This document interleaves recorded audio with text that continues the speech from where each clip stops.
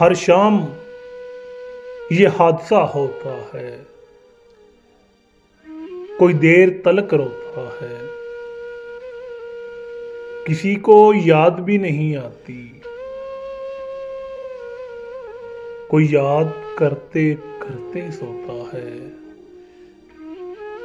एक बात समझ नहीं आई, इश्क में ये हाल क्यों होता है। इश्क में महबूब का हाल भी गरीब के जैसा होता है। यहाँ कानून तो सबके लिए बनता है, मगर लागू सिर्फ गरीब पे होता है।